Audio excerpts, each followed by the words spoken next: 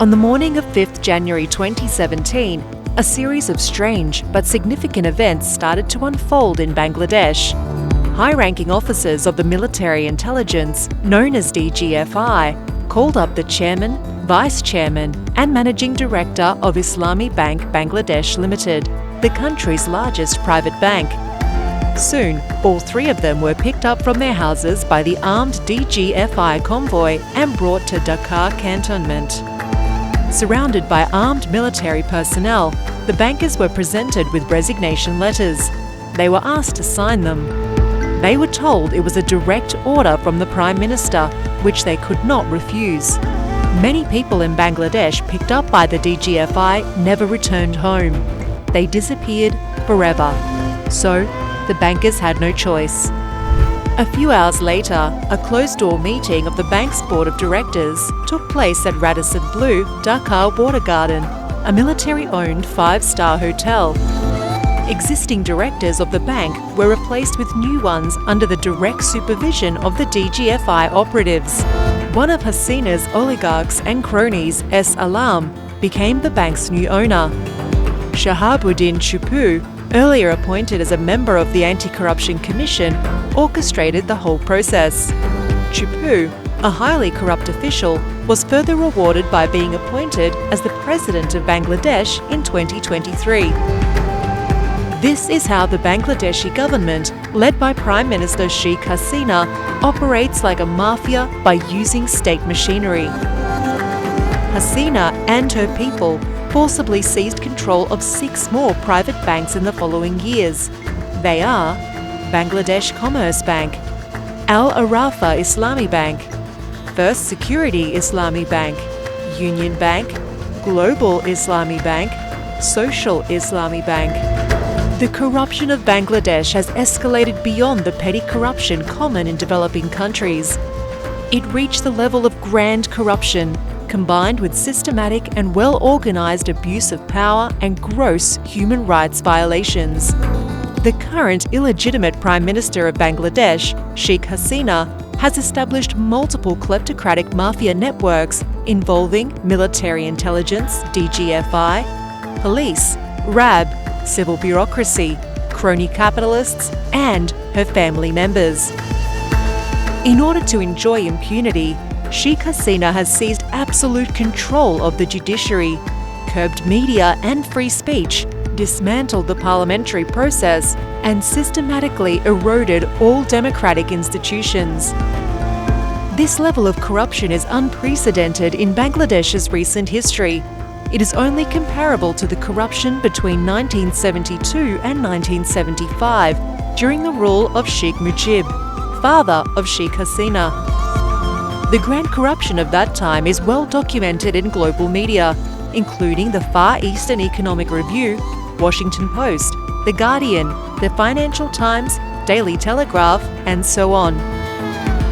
In January 2009, Sheikh Hasina became the Prime Minister of Bangladesh through secret negotiations between the then military-backed unelected government and the hegemonic power India.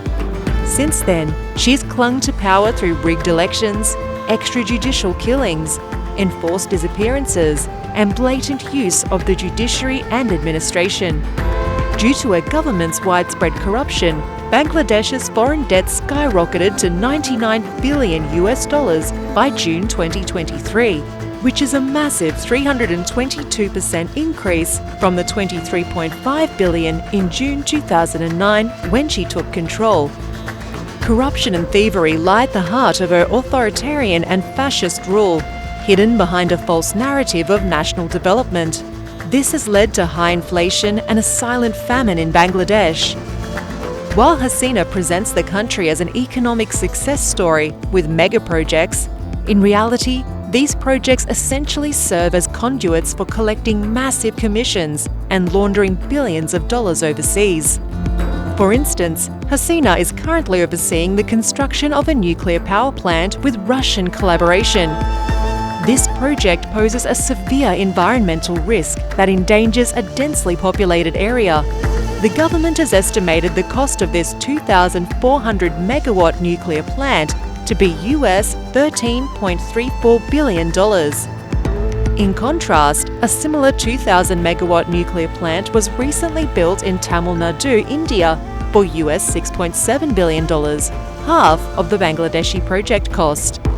In another instance, the per-kilometre cost of Dhaka-Payara Port Railway is budgeted at 2,500 million Bangladeshi taka. In contrast, similar railways in India cost a maximum of 170 million, and in Pakistan, a maximum of 150 million taka per kilometre. Building a railway usually costs around 230 to 310 million taka, according to global standards. But in Bangladesh, the government is spending 8 to 10 times more than this usual range. This unparalleled level of corruption persists across all mega projects in Bangladesh under the Hasina regime, including the Padma Bridge, Karnafuli Tunnel, broadcast satellites, Airbus acquisition, and various rail and highway constructions. In addition to grand corruption in mega projects, this mafia network, along with its external affiliates, is linked to one of the biggest bank robberies in 2016, known as the Bangladesh bank heist, where $101 million was transferred to different countries by hacking the central bank system. In 2017, they were accused of the Bangladesh bank gold scam, where they tampered with 963 kilograms of gold in the vault of the country's central bank. Then, in September 2023, more than 55 kilos of gold disappeared from a locker in the customs warehouse at Dhaka International Airport. People wonder how thefts like these can happen from supposedly secure places. These incidents and various other major state-supported scams have repeatedly shaken the country's economy.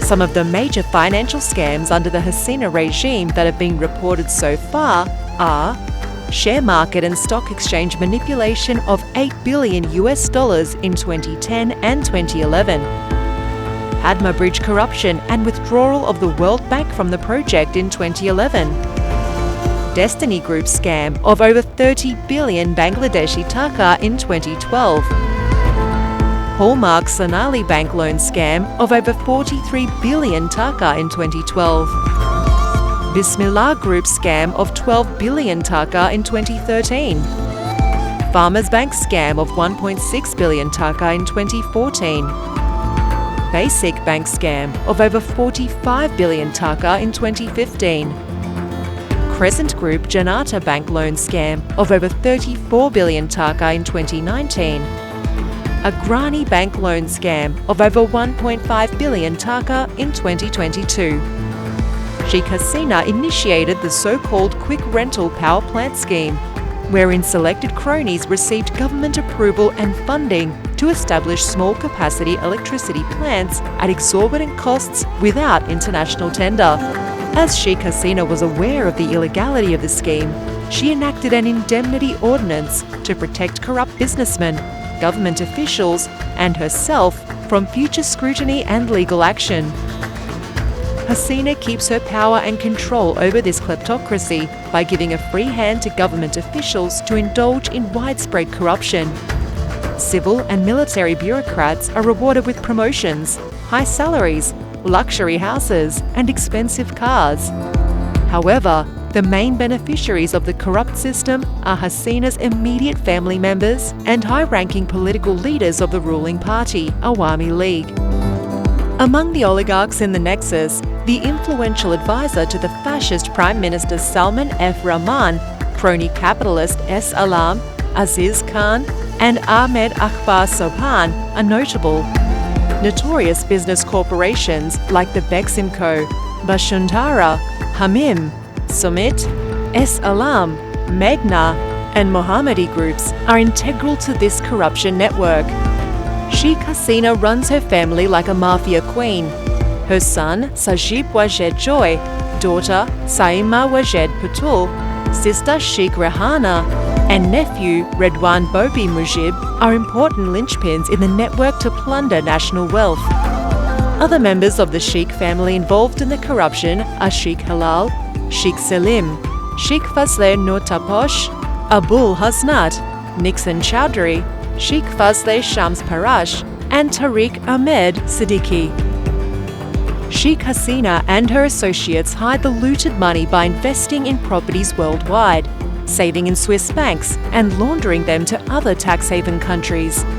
They have accumulated billions of dollars in locations such as Dubai, Cyprus, the West Indies, Haiti, India, China and Russia. Corrupt Awami League political leaders, police, army officers and government officials have invested in properties in countries like the US, Canada, UK, Australia, Malaysia and Singapore. The Washington-based organisation Global Financial Integrity revealed that an estimated $8.27 billion per year was illegally transferred from Bangladesh between 2009 and 2018.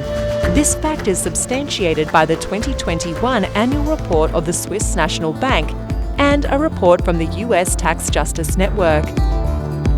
The systematic corruption of Hasina, her family members, and the members of her mafia gang extends beyond the domestic borders, posing a threat to global security. It is now crucial for the world to focus on addressing and combating this grand corruption, aided and backed by the governments of India, China, and Russia.